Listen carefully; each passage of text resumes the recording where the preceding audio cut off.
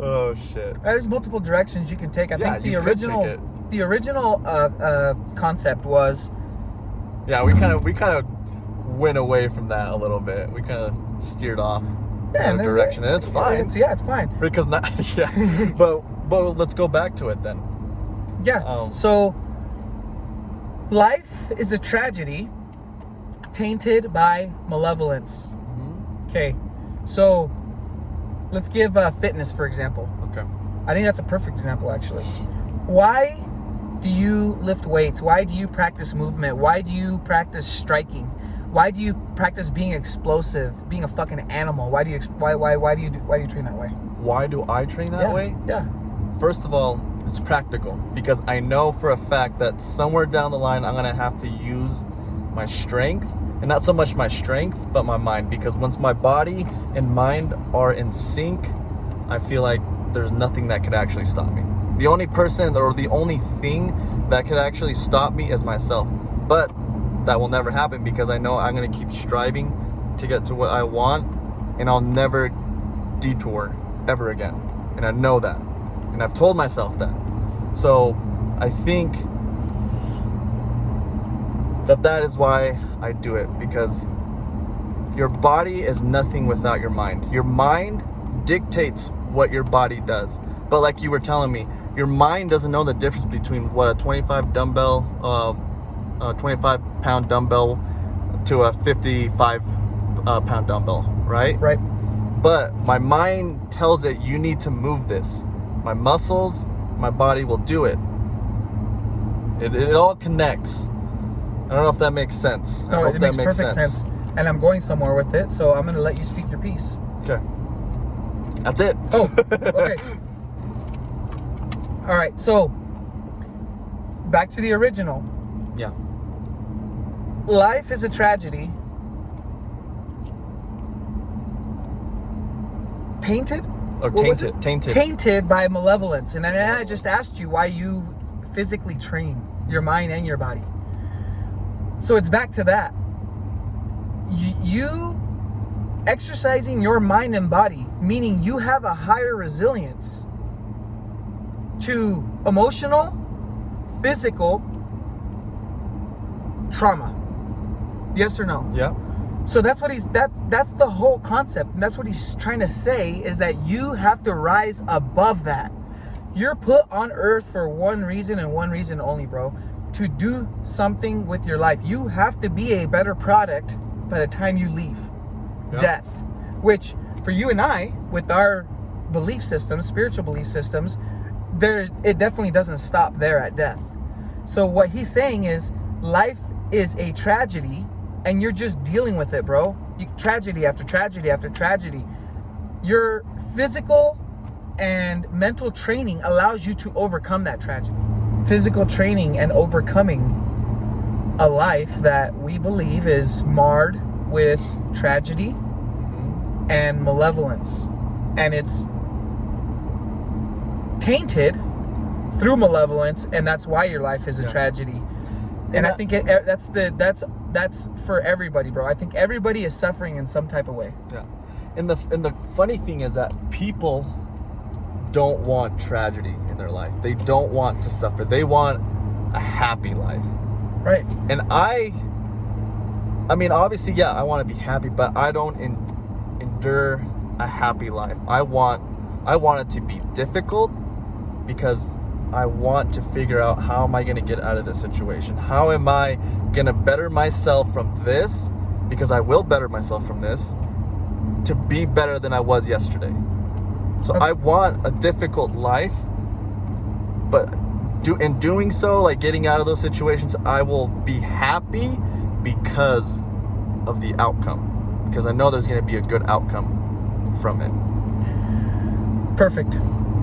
And I'll tell you where I was going with your thought process. Okay. Because I agree with it. Whoever said life was supposed to be about happiness? Who said that? Exactly, nobody. Nope. So why is everybody trying to be happy? Who said that you're supposed to be happy? Here's what I say, bro. Grow. You're gonna experience moments of happiness. When you get married, of course you're gonna be happy for a few hours. and maybe a couple of days after during a honeymoon, because you're kind of elated from the whole experience. When your child is born, of course you're going to be happy. You just brought somebody into life. They're a part of you now, right? They're your children. But it always goes away, because that's only a matter of time before that child gets sick. It's only a matter of time before you start having problems with your spouse or your girl, whatever. So to me, life has never been about happiness, bro. There's not one time, bro, that I say I want to be happy. I think I'm going to experience happiness as I achieve more and more things, right? Whether if, getting more money into my bank account, a kid, or you receive some type of honor, something. You get something and you're just like, wow, I'm happy, dude. I got this. But it's only a matter of time before you go back to the drawing board. You got another venture. You got another problem that just presented itself. And I look at problems no different than I did when I was in class. It's a problem. It needs to be solved. This one might take me a long time. This one might take me, I can do it quick. But I'll either strategize, think, pray. I need wisdom. I need to figure this out. This is all it is. It's just another problem. And literally, bro, every problem you can apply that mentality to. So I don't look at problems as problems. I look at them as, okay, level up. Okay, figure it out. There's a way to figure it out. It's like a Rubik's Cube. You have to just keep fucking twisting it down. I hate Rubik's Cubes, bro. I hate that shit. I've never been able to figure it out. You're constantly looking. You look at the different angles. You twist them around the axis. Oh, look again, twist. Look again, twist. Bro, that's it. That's what you're doing, bro. That's applied to fitness. That's applied to everything. Constantly trying new things to level up. And then the other thing too, I mean, Jocko Willink said it best when his troops would say they have a problem or whatever. He would always say good, right? And then that's I guess that's where I was kind of getting at, was that something good will always come out of it. Out of something that happens, something bad that happens, or even if something good happens, and obviously now some good outcomes are going to come, but it's that mindset. And it's a lot of people nowadays are scared, or they're just like, no, I don't want to like pursue it, because what if I get hurt more? What if I fail? You literally just failed because you said, what if I fail? You're done. You lost the battle. Failure is a part of the process. So in business, they say it's a numbers game, right? So you hit up 100 people to sell a product, you're gonna get probably more rejections than buys. You hit up 10 guys or girls because you want to go out on a date, and you're worth your salt to whatever that means to you, and not everybody's gonna say yes to you. It's a numbers game, bro. So it's the same thing. Like, a certain number of failures equals that eventual win. No different. It's all the same. It's all a numbers game. You're not going to win them all. You're not going to lose them all.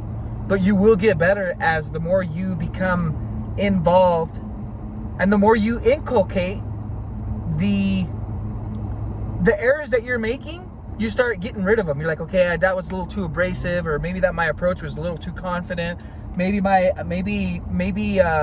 need to relax. Maybe I need to post better pictures. You start making decisions. You start evolving, right? And then pretty soon you do have a refined product to where you are actually you're refining the product, and you are actually getting more wins than losses. You are getting more yeses than nos, because you've had a refined process. Nobody just comes out with a product and all of a sudden it's just blowing everybody away, bro. There's lots of trial and error. Who's that big company that, I don't remember who it was. Not Walt Disney. Was it Walt Disney? No. It was that chick that wrote the Harry Potter books. Yeah, and I believe also the guy that did all the Marvel. Kept trying. All of the Spider-Man. She kept asking publishers though. And I don't know how many times it took, like 13 times until finally, it was like something in the teens. Till finally someone said, yes, let's do it. And now look at it. Now it's formidable. Now she's huge. Yeah. Because someone explained it perfectly. Like, the fact that kids are lining up, adults are lining up outside of these bookstores, lines, like long lines, to get a thick book like this about wizards. Yeah. You know what I mean? That's saying something. Yeah, she did it. She did something right. But like you said, it was pretty much trial and error. She learned. She's like, no, there's something about this storyline that I need to fix, or maybe I need to switch it this way. Or maybe I just need the right publisher. Maybe I need the right venue. Maybe I need the right endorsement. That has the same vision as me. That sees what I'm seeing. Yep. And that could have been it too. I mean, I wish. 100. HUNNIT. HUNNIT. 100.